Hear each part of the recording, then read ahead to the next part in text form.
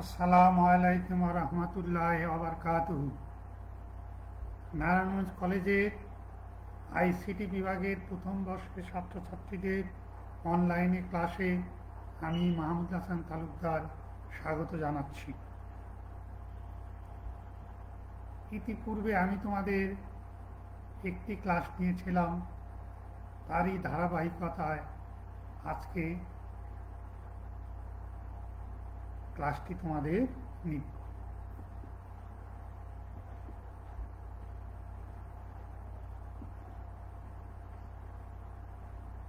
তোমাদের আমি তথ্য যোগাযোগ প্রযুক্তি প্রথম চ্যাপ্টার বিশ্ব ও বাংলাদেশ পরিপ্রেক্ষিত পড়াচ্ছিলাম।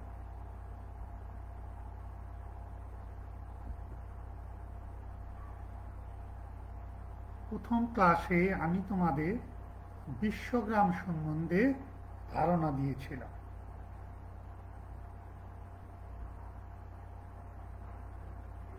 যে বিশ্বগ্রাম কি, এটি পরীক্ষায় খুব ইম্পর্টেন্ট, পরীক্ষা আসে।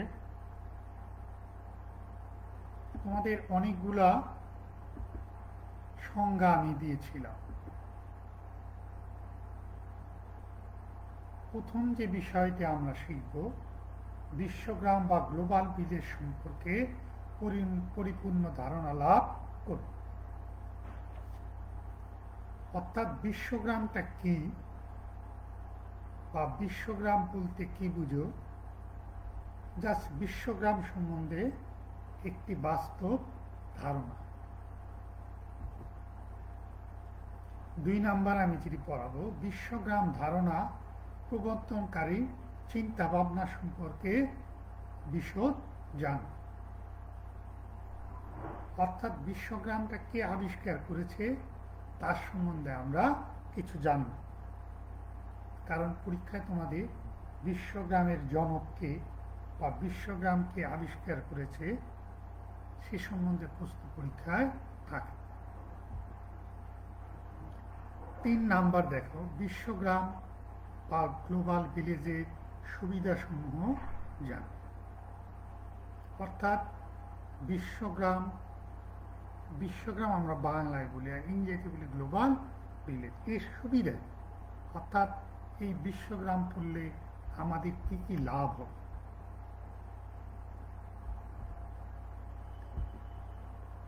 এরপর আমি 4 নাম্বার পড়ব, বিশ্বগ্রাম প্রতিষ্ঠার উপাদানসমূহ জানতে পারব।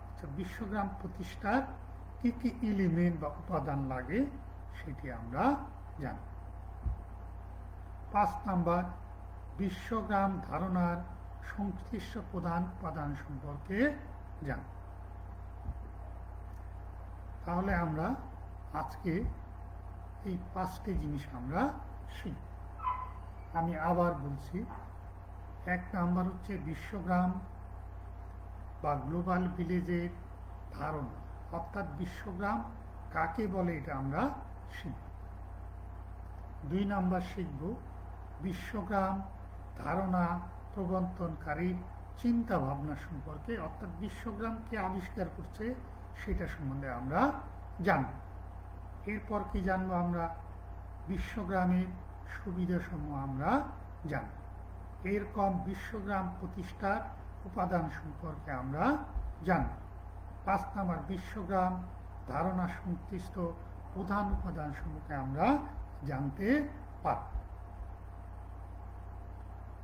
তা আসো আমরা 1 নাম্বার জিনিসটা আমরা আলোচনা করব।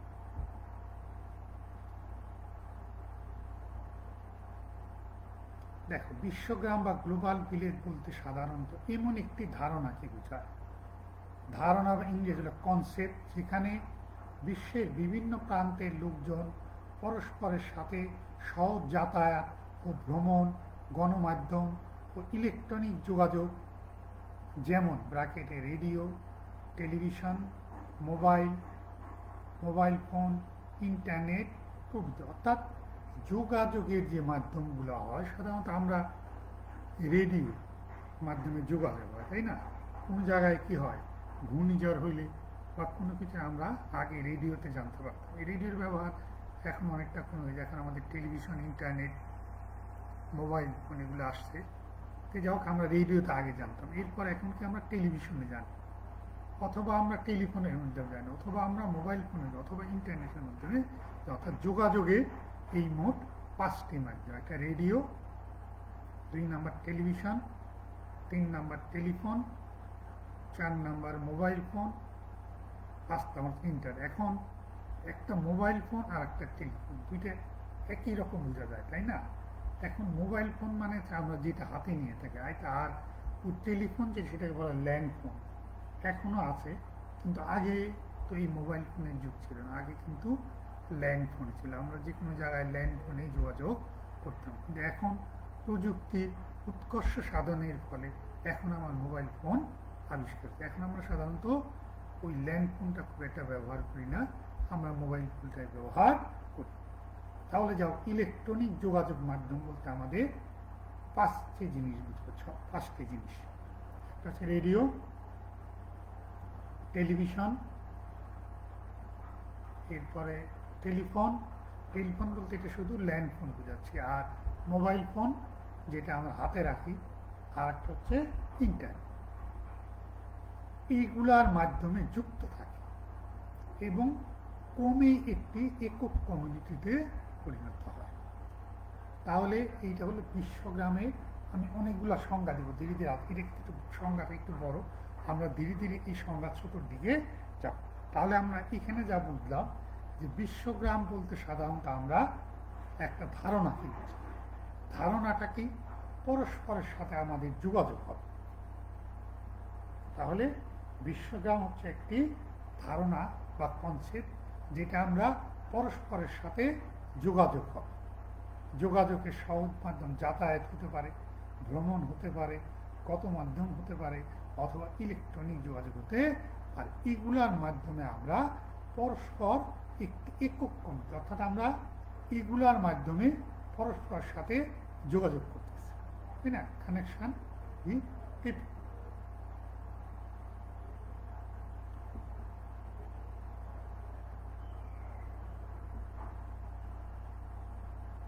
তাহলে এখন এই গ্লোবাল ভিলেজ শব্দটি সকলের সামনে তুলে ধরে। তার নাম কি? Herbert Marshall McLuhan. দেখো, এই নামটা একটু ইংরেজি, তোমাদের একটু বারবার খাতায় লিখে মুখস্থ করতে হবে, কারণ আগেই বলেছি এটা কিন্তু পরীক্ষায় থাকে। তাহলে গ্লোবাল ভিলেজ কে আবিষ্কার করেছে? Herbert Marshall McLuhan. ইংরেজি শব্দ Herbert, HER, Herbert, Marshall MARSHAL, Marshall, MC, Mac LUHN, McLuhan. এটা তোমরা কিন্তু বারবার বলতেছি, খাতায় বারবার লিখবে, তাহলে এই জিনিসটা আর কঠিন হবে। বারবার লিখলেই এই জিনিসটা তোমাদের সোজা হয়ে যাবে। তাহলে Herbert Marshall McLuhan, Herbert Marshall McLuhan. আমি কিন্তু এটা প্রায় ছেলেদের প্রশ্ন করি, বলো যে বিশ্বগ্রামের জনক কে বা কে আবিষ্কার করছে। ঠিক আছে, তাহলে এখানে কয়টি শব্দ? 3টি। প্রথমটা কি? হারবার্ট, ইংরেজি HERBERT। তারপরে কি? Marshall MARSHAL, Marshall. এরপর কি আছে? MC, Mc LUHAN, Herbert Marshall McLuhan. আশা করি তোমাদের আর সমস্যা হওয়ার কথা না। তাহলে কি হলো? Herbert Marshall McLuhan. আলাদা আলাদা করে, একসাথে করার দরকার নেই, একসাথে করলেই তোমাদের বুঝতে অসুবিধা। তারপরে হারবার্ট, 2 নম্বর কি? মার্শাল, 3 নম্বর কি? ম্যাকলুহান। পাঁচ হয়ে গেল, হারবার্ট মার্শাল ম্যাকলুহান।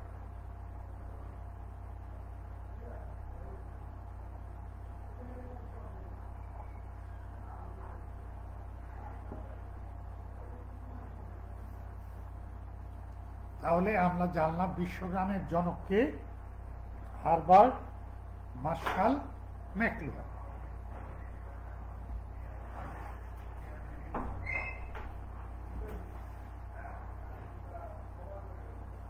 এখন হারবার্ট মার্শাল ম্যাকলুহানের প্রকাশিত বই। এখন আমরা বাংলা যেমন রবীন্দ্রনাথ, তাই না,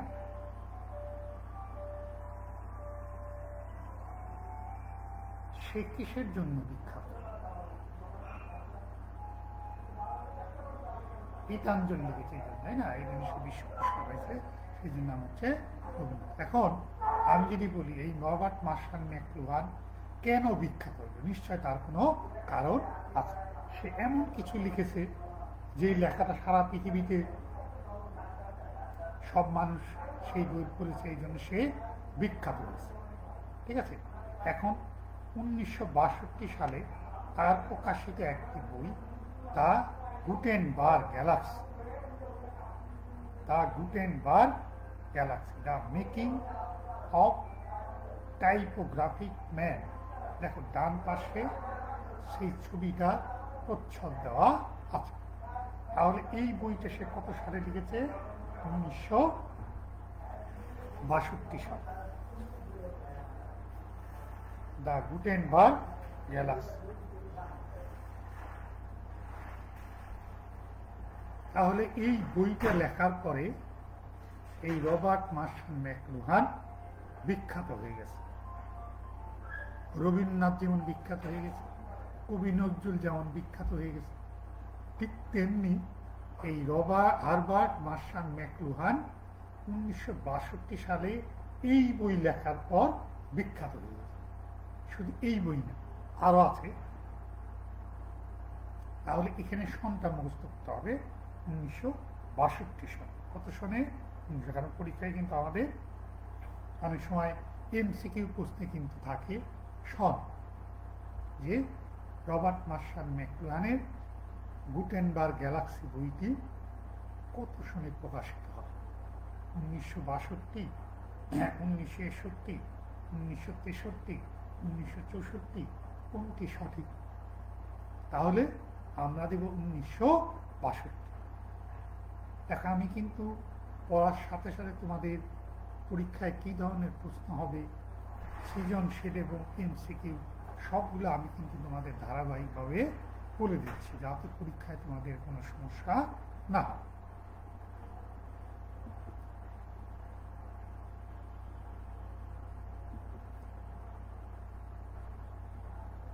তাহলে 1962 সালে কিন্তু একটা বই সে লিখল। আবার কি করলো, সে 1964 সালে 2 বছর পর সে আরেকটি বই লিখল। সেই বইটার নাম কি? Understanding media, the extension of man. Understanding media, the extension of man. দেখো ডান দিকে সেই বইয়ের প্রচ্ছদের ছবি আমি দিয়ে রেখেছি। তাহলে 1964 সালে হারবার্ট মার্শাল ম্যাকলুহান আরেকটি বই লেখে। তাহলে হারবার্ট মার্শাল ম্যাকলুহান মোট কয়টি বই লেখে?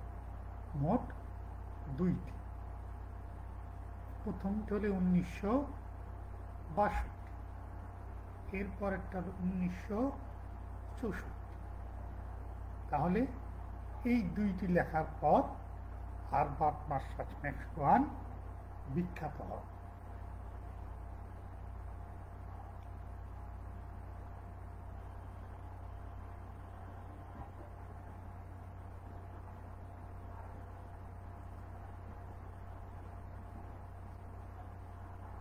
এখন দেখো এখানে আমি গ্লোবাল ভিলেজের সংজ্ঞা প্রথমে কিন্তু বাংলা বলেছি, আর এখন আমরা ইংরেজিতে বলি। কারণ অনেক ছেলে আসো ইংলিশ মিডিয়ামে লেখাপড়া করো, তারা সাধারণত ইংরেজি পড়তে ভালোবাসো এবং পরীক্ষা সাধারণত ইংরেজিতেই লিখবে। কেন আমাদের বাংলাদেশে বাংলা মিডিয়ামে আছে, ইংলিশ মিডিয়ামও আছে। তাহলে ইংরেজিতে ডেফিনেশনটা কি হবে? The definition of a global village is the idea, যা আগের যে বাংলাটা ছিল সেটাকে আমরা ইংরেজিতে কনভার্ট করেছি। The definition of a global village is the idea that people are connected by easy travel, mass media and electronic communication। এখানে ব্র্যাকেট আর ওগুলো লিখে নিই, and have become a single community। একটু আগে যে বাংলাটা শিখলাম সেটাই আমরা ইংরেজিতে এখানে অনুবাদ। তাহলে definition of a global village, the idea that people are connected by easy travel, mass media and electronic communication have become a single community। এখন যারা বাংলা মিডিয়ামে পড়ো বা বাংলা মিডিয়ামে পরীক্ষা দিবে তারা সাধারণত পরীক্ষায় বাংলায় লিখবে, কিন্তু যারা ইংলিশ মিডিয়ামে পরীক্ষা দিবে বা ইংলিশ মিডিয়ামে পড়ালেখা করো তারা কিন্তু ইংলিশ ডেফিনেশনটা লিখবে। এরপর দেখো আমি আরো কয়েকটি সংজ্ঞা দেব, এর মধ্যে যে সংজ্ঞাটি তোমাদের কাছে সুন্দর মনে হবে তুমি বুঝতে পারবে পরীক্ষায় সেই সংজ্ঞাটি তোমরা লিখবে। 2 নম্বর সংজ্ঞা দেখো, দ্য গ্লোবাল ভিলেজ হলো একটি ধারণা যেখানে মানুষ সহজ যাতায়াত, গণমাধ্যম, ইলেকট্রিক কমিউনিকেশন দ্বারা পরস্পর সংযুক্ত এবং একটি একক কমিউনিটিতে পরিণত হয়।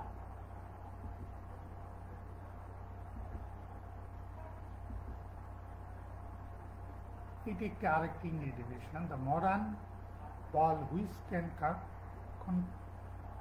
contribute depend on each other and seem to be closer together become of modern communication and transfer। কিন্তু ইংলিশ সংজ্ঞাটা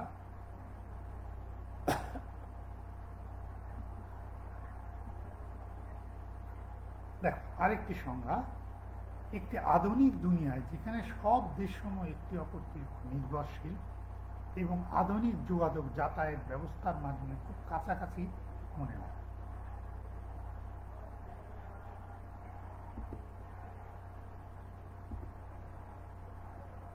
দেখো আরেকটি সংজ্ঞা আমি এখানে তোমাদের বলবো,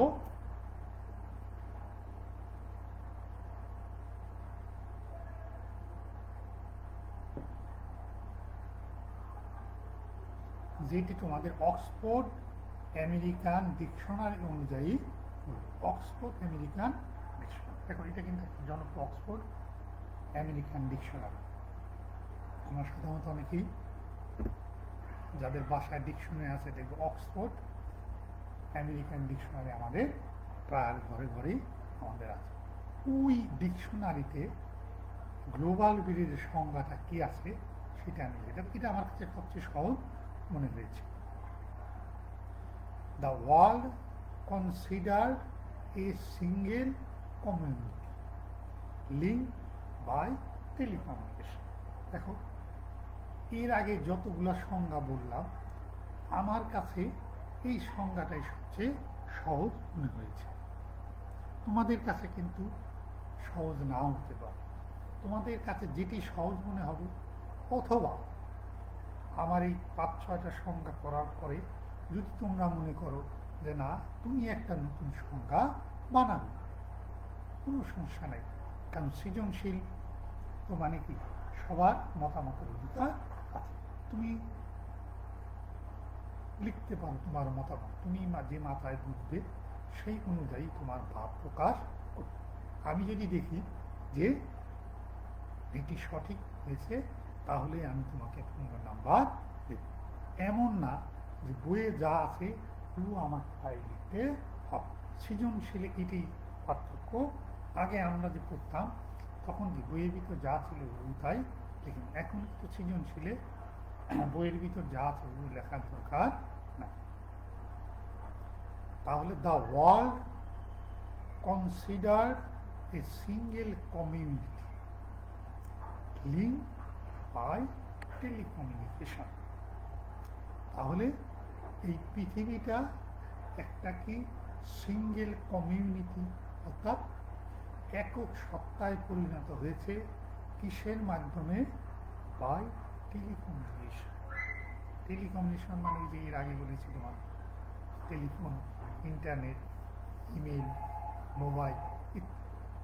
তাহলে the world consider a single community link by telecommunication. আচ্ছা, এক কথায় তোমরা পরীক্ষায় the world consider a single community link by telecommunication.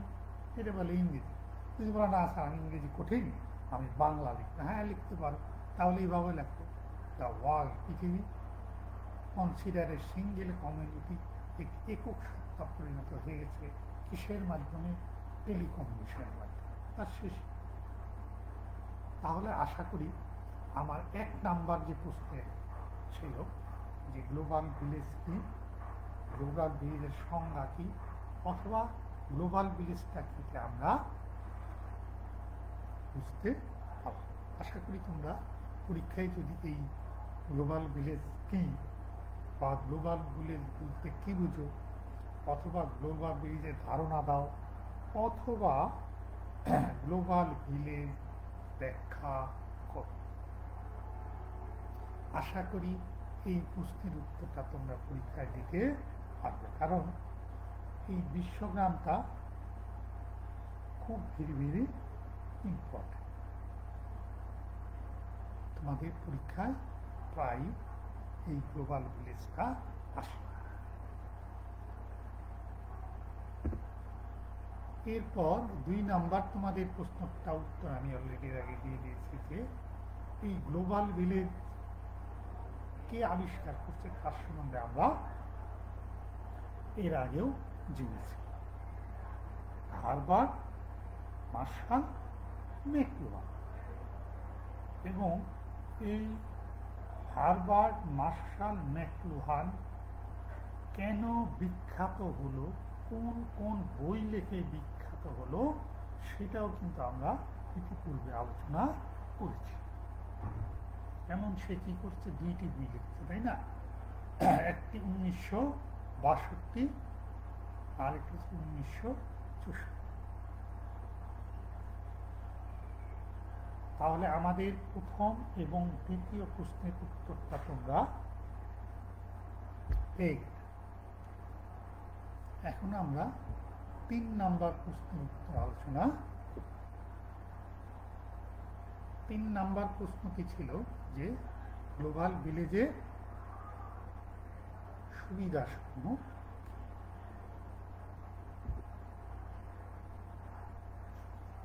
দেখ, 1 নাম্বার,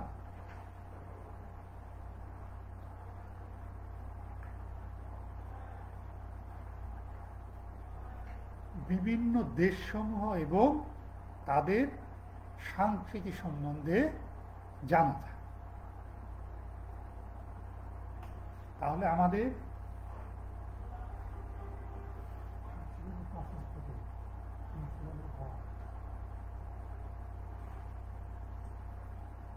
বিভিন্ন দেশসমূহ এবং তাদের সংস্কৃতি সম্পর্কে জানা যায়।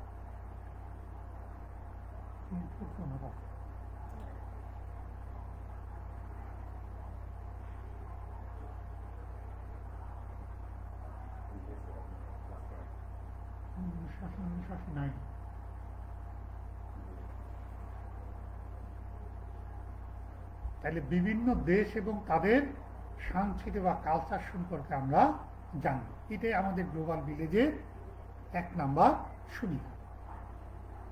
1 নাম্বার বললাম দেশ, বিভিন্ন দেশ এবং তাদের সংস্কৃতি বা কালচার। দেশসমূহ বলতে তোমরা সাধারণত বুঝো বিভিন্ন দেশ। একটি লোক যদি এক দেশ থেকে আরেক দেশে যায়, তাহলে সেই দেশ সম্বন্ধে সে জানতে পারে।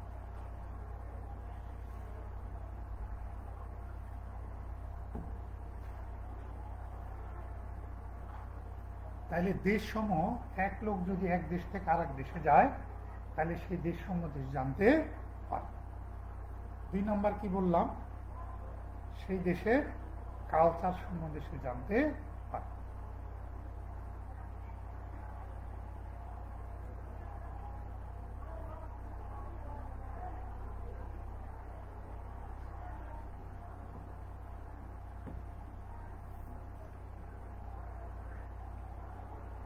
দেশসমূহ মানে বললাম তোমাদের বিভিন্ন দেশ। একটি লোক যদি এক দেশ থেকে আরেক দেশে যায় তখন সে কিন্তু ওই দেশ সম্বন্ধে জানতে পারে। 2 নাম্বার কি বললাম, তাদের কালচার বা সংস্কৃতি। এখন সংস্কৃতি বলতে কি বোঝায়? অর্থাৎ একটি দেশ কিসের জন্য বিখ্যাত, কি তার ঐতিহ্য, এইটি হচ্ছে তার সংস্কৃতি। এখন যদি আমি বলি আমাদের বাংলাদেশের সংস্কৃতি কি, দেখো পহেলা বৈশাখ আমাদের বাংলাদেশের সংস্কৃতি। কারণ এই পহেলা বৈশাখ শুধু আমাদের বাংলাদেশে না, সারা পৃথিবীতে পালিত হয়। 21শে ফেব্রুয়ারি জাতীয় ভাষা দিবস, এটিও কিন্তু আমাদের বাংলাদেশেই শুধু পালিত হয় না। আগে আমরা বাংলাদেশে পালিত করতাম, কিন্তু এখন সারা বিশ্বে একসাথে 21শে ফেব্রুয়ারি জাতীয় ভাষা দিবস হিসাবে পালন করা হয়।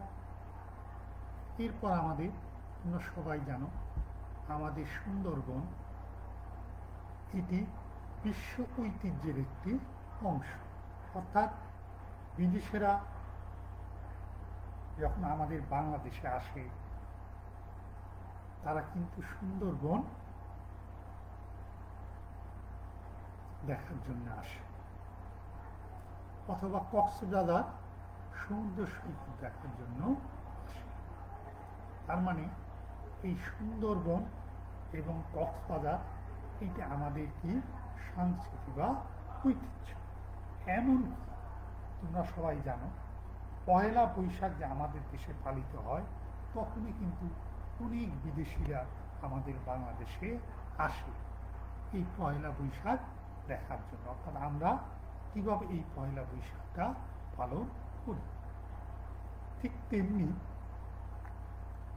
21শে ফেব্রুয়ারি ভাষা দিবস আমরা কিভাবে পালন করি সেটি জানার জন্য বিভিন্ন দেশের মানুষ এবং সাংবাদিকরা আমাদের দেশে আসে। তাহলে এইগুলো হচ্ছে আমাদের সংস্কৃতি। যেমন নারায়ণগঞ্জে সোনারগাঁ, তোমরা সবাই জানো এই সোনারগাঁ কিন্তু বাংলাদেশের আগে রাজধানী ছিল। এখন রাজধানী ঢাকা, পূর্বে ছিল রাজধানী সোনারগাঁ। এই জন্য বিদেশে অনেক পর্যটক অথবা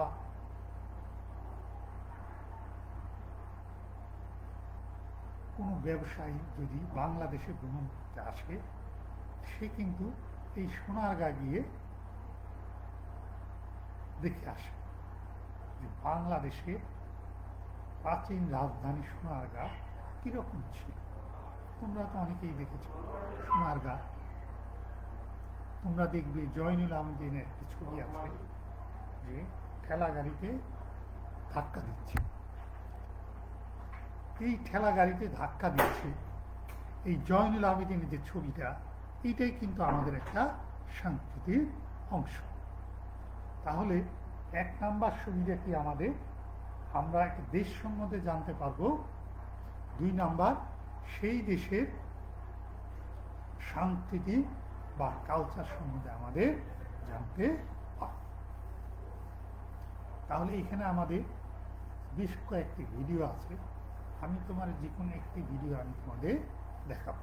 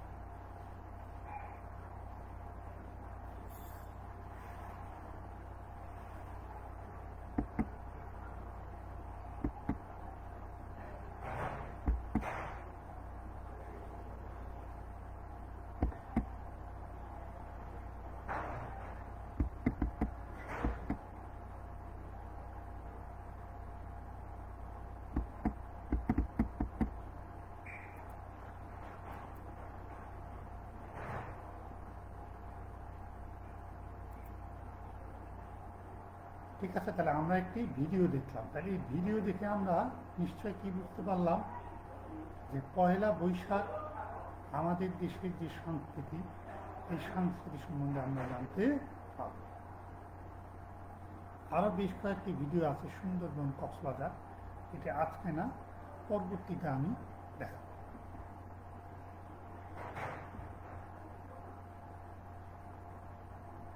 2 নাম্বার সুবিধা হলো আমাদের ক্লিক করে মুহূর্তেই যে কোনো দেশের তথ্য জানা যায়। ক্লিক করে মুহূর্তে যে কোনো দেশের তথ্য। বাংলাদেশ বিমানের একটি কথা আছে, ছোট হয়ে আসছে পৃথিবী, ছোট হয়ে আসছে পৃথিবী। আমাদের পৃথিবীটাও কিন্তু ধীরে ধীরে কি হয়ে আসছে, ছোট। আচ্ছা, আমরা মাউসে ক্লিক করলে যে কোনো সময় যে কোনো মুহূর্তে পৃথিবীর যে কোনো দেশে আমরা যেতে পারি। আমি প্রথম ক্লাসে তোমাদের বিশ্বগ্রামের একটি ভিডিও দেখিয়েছিলাম, তোমরা নিশ্চয় দেখেছ, যে আমি এখানে বসে আমেরিকা, লন্ডন, ব্যাংকক, হংকং, যেখানে আমার যেতে ইচ্ছে করে সেখানে আমি শুধু কম্পিউটারের মাধ্যমে শুধু ক্লিক করলে আমি সেই দেশে যেতে পারি।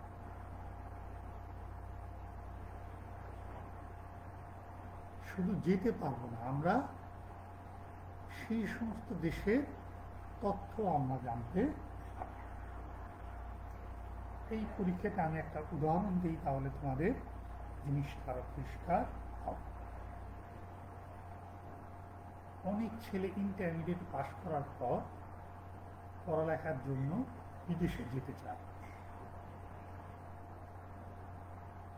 আগে যে ব্যাপারটা করতো, আমি আমাদের সময় বলতেছি 20 থেকে 30 বছর আগে, তখন ছেলেমেয়েরা যদি বিদেশে যেতে চাইতো তাহলে 6 থেকে 1 বছর আগে তার প্রস্তুতি নিতে হতো। প্রথমে সেই দেশে একটি ছেলে আমেরিকায় পড়ালেখা করতে হইলে প্রথমে সেই বিশ্ববিদ্যালয়ে তাকে একটি অ্যাপ্লিকেশন কালেকশন করতে হতো। সেরপর সেই অ্যাপ্লিকেশনটা ফিল আপ করে ডাক মারফত পাঠাতে হতো। তোমরা সবাই জানো, আগে কিন্তু আমেরিকায় একটা চিঠি যেতে 20 থেকে 30 দিন সময় লাগত। তাহলে এই চিঠিটা যাওয়ার পর ওই বিশ্ববিদ্যালয় এটা দেখত, দেখার পর তার উপযুক্ত কাগজপত্র চাইত। তখন সেই ছাত্রটি বাংলাদেশ থেকে যে সমস্ত ডকুমেন্ট দরকার, এর মধ্যে ওই চিঠিটা আসতে প্রায় আরো 20 থেকে 30 দিন লাগত। এরপর এই ছেলেটি এই কাগজপত্রগুলো সংগ্রহ করে আবার একটি চিঠি পাঠাত, সেই চিঠিটাও দেখতে 20 থেকে 30 দিন লাগত।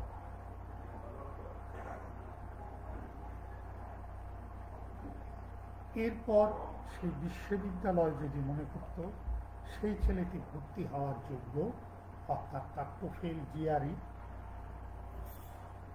যে তথ্য মতো চাওয়া হয়েছে সে সবগুলো ঠিক আছে, তখন তাকে হ্যাঁ তুমি আমার এই বিশ্ববিদ্যালয়ে ভর্তি হতে পারবে, অথবা টিউশন ফি, সেশন ফি যেগুলো দেওয়া লাগবে সেগুলো যদি সেই ছেলের দেওয়ার সামর্থ্য থাকে, তখন ফিরতে আরেকটি চিঠি পাঠাবে যে হ্যাঁ তুমি আমার বিশ্ববিদ্যালয়ে ভর্তি হতে পার। তখন সে কাগজপত্র নিয়ে ভিসা অফিসে ভিসা ফিস করবে, এরপর সে বিদেশে যাবে। অর্থাৎ একটি দীর্ঘ প্রক্রিয়া এবং দীর্ঘ সময় সাপেক্ষ ব্যাপার। তাকে মিনিমাম 6 থেকে 1 বছর, 6 থেকে 1 বছর তাকে একটি বিশ্ববিদ্যালয়ে ভর্তি হওয়ার জন্য অপেক্ষা করতে। কিন্তু সবচেয়ে মজার ব্যাপার, এখন কি 6 মাস থেকে 1 বছর সময় লাগে? তোমরা নিজেরাই জানো। এখন কিন্তু এত সময় লাগে। এখন বলবে স্যার তাহলে কীভাবে? ওই ছাত্রটি এখানে বসে ক্লিক করে আমেরিকায় যত বিশ্ববিদ্যালয় আছে, সে যদি ইঞ্জিনিয়ারিং করতে চায় তাহলে আমেরিকার ইঞ্জিনিয়ারিং ইউনিভার্সিটিগুলি সার্চ করে বের করবে। যদি সে মেডিকেলে পড়তে চায় তাহলে আমেরিকায় বিভিন্ন মেডিকেল কলেজগুলো সে সার্চ করে বের করবে। যদি সে সাধারণ বিশ্ববিদ্যালয়ে পড়তে চায় তাহলে সার্চ করে সাধারণ বিশ্ববিদ্যালয়ে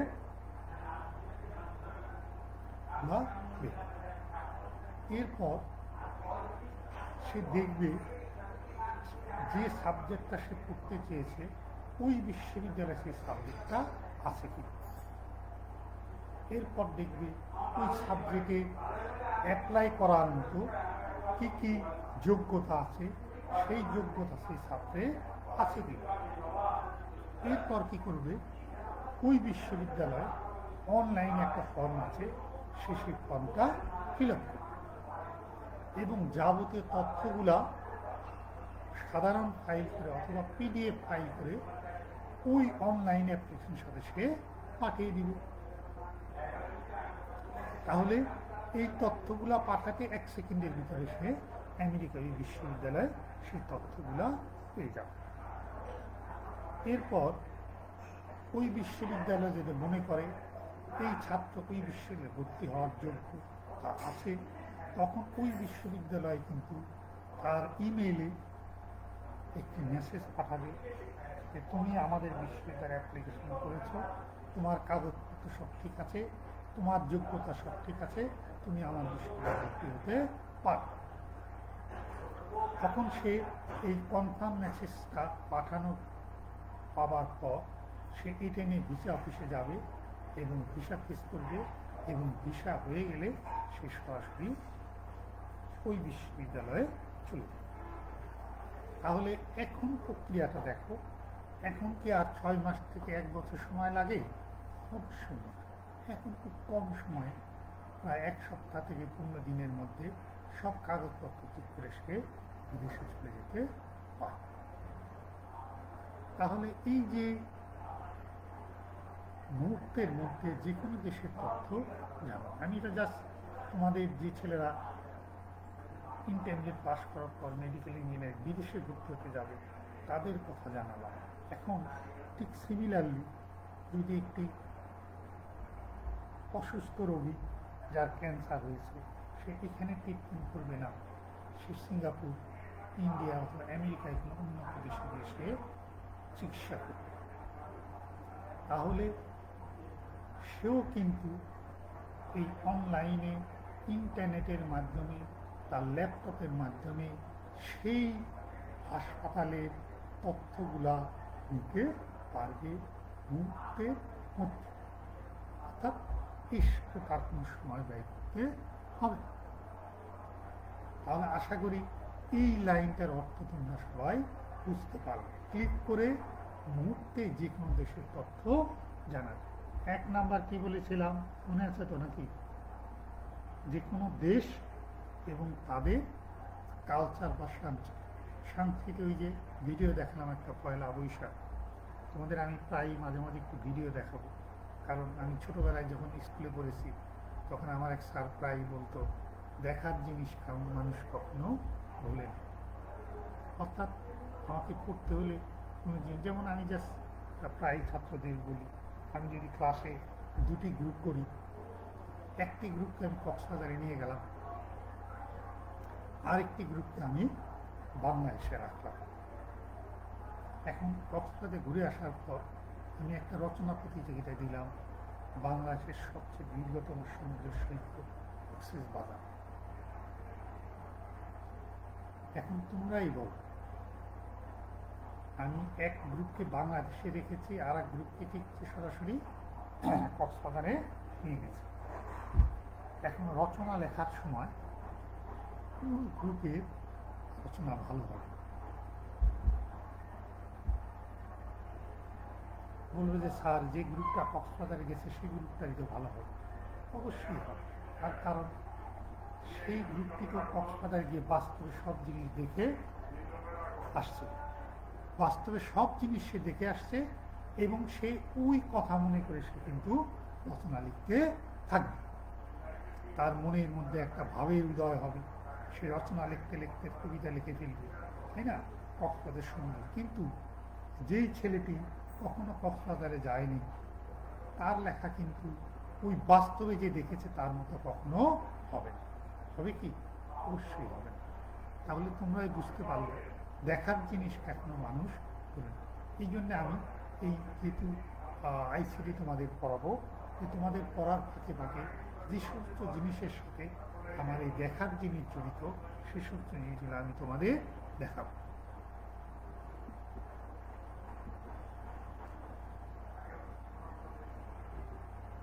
তিন নাম্বার পয়েন্টে আছে, মুহূর্তে বিশ্বের যে কোনো স্থানে যে কোনো ব্যক্তির সাথে যোগাযোগ করা যায়। মুহূর্তের মধ্যে বিশ্বের যে কোনো স্থানে যে কোনো ব্যক্তির সাথে যোগাযোগ করা যায়। এবং যোগাযোগটা কিভাবে? আমরা মোবাইল, ইন্টারনেট, ইমেল এগুলোর মাধ্যমে আমরা যোগাযোগ করতে পারি। মুহূর্তের মাধ্যমে যে কোনো স্থানে কোনো ব্যক্তির সাথে যোগাযোগ করা যায়। আমি এখন এখানে আছি, আমার এক বন্ধু আছে আমেরিকায়, তাহলে আমি এর সাথে যোগাযোগ করতে পারি। এমন আমি এখানে আছি, অন্য একটা গ্রহে আমার এক বন্ধু আছে, আমি ইচ্ছা করি এখান থেকে মুহূর্তের মধ্যে সেই অন্য গ্রহের বন্ধুর সাথে আমি যোগাযোগ করতে পারি।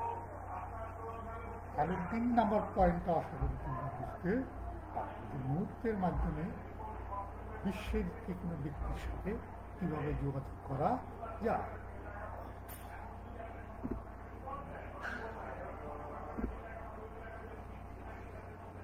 4 নম্বর পয়েন্ট আমরা দেখব, মানুষের কাজের দক্ষতা এবং গতিবৃদ্ধি পাচ্ছে। দেখ, 1 নম্বর কথা যে কাজের দক্ষতা এবং 2 নম্বর কি গতিবৃদ্ধি পাচ্ছে। দক্ষতা কাকে বলে আর গতি কাকে বলে, এই জিনিসটা আমি একটু আলোচনা করব আলাদা। দক্ষতা কি আর কাজের গতি? মানুষের দক্ষতা যখন বাড়বে তখন কিন্তু কাজের গতি বাড়বে, আর দক্ষতা যখন বাড়বে না কাজের গতি কিন্তু বাড়বে। এখন দক্ষতা যখনই হবে, যখন সে ওই সম্বন্ধে বেশি জানবে, তখনই তার দক্ষতা বৃদ্ধি পাবে। তাইলে আমরা কাজের দক্ষতা এবং বুদ্ধি, আমাদের এই তথ্য প্রযুক্তির ফলে কাজের দক্ষতা বাড়তেছে, দক্ষতার সাথে সাথে কাজে কি বাড়তেছে? গতি আমাদের বাড়তেছে। তাহলে দক্ষতা আমি বুঝালাম যে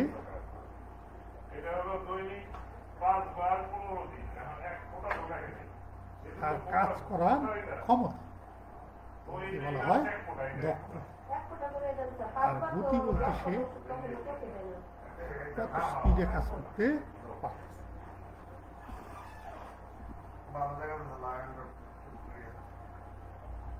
5 নাম্বারটা, সহজেই বিভিন্ন গবেষণার ফলাফল জানা যাচ্ছে।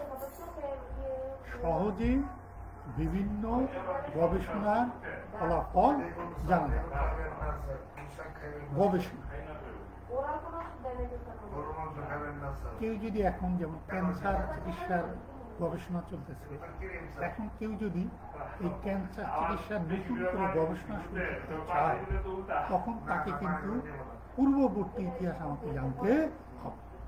সে কিন্তু কম্পিউটারে রীতিমতো সার্চ করে এর আগে কে কি চিকিৎসা করেছে, কে কি ওষুধ বের করেছে, এগুলা সম্বন্ধে সে কিন্তু ধারণা নিতে পারবে। এগুলা নিয়ে ধারণা নিলে ভবিষ্যতে তার নতুন ওষুধ তৈরি করা একটি চিন্তা চেতনা জাগে। কিন্তু পুরানো ইতিহাস যদি সে না জানে, যে যদি গবেষণা না করে, তাহলে কিন্তু নতুন কিছু তৈরি করতে পারবে। তাহলে এটাই বলা হচ্ছে যে সহজেই বিভিন্ন গবেষণার ফলাফল জানা। অর্থাৎ পৃথিবীতে যত গবেষণা হয়েছে সেই গবেষণার ফলাফল কিন্তু সে এই ঘরে বসে জানতে পারে। তাহলে আমরা আজকে সুবিধা 5টি আলোচনা করলাম। 1 নাম্বার হচ্ছে বিভিন্ন দেশসমূহ তাদের সংস্কৃতি সম্বন্ধে জানতে পারছে। ক্লিক করে এই মুহূর্তে যে কোনো দেশের তথ্য জানা যাচ্ছে। মুহূর্তে বিশ্বের যে কোনো স্থানে বিদ্যুতের সাথে যোগাযোগ করা যাচ্ছে। মানুষের কাজের দক্ষতা এবং গতি বৃদ্ধি পাচ্ছে। সহজেই বিভিন্ন গবেষণার ফলাফল জানা যাচ্ছে। তাহলে আমরা এই 5টি সুবিধা আছে আমরা শিখলাম। কয়টি সুবিধা? 5।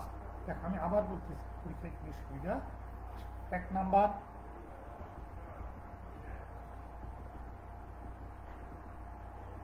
বিভিন্ন দেশ আর সংস্কৃতি সম্বন্ধে জানতে যাচ্ছে। মুহূর্তের মাধ্যমে যে কোনো তথ্য জানা যাচ্ছে। মুহূর্তেই বিভিন্ন ব্যক্তির সাথে যোগাযোগ করা যাচ্ছে। মানুষের দক্ষতা গতি বৃদ্ধি পাচ্ছে। সহজেই বিভিন্ন ফলাফল জানা যাচ্ছে।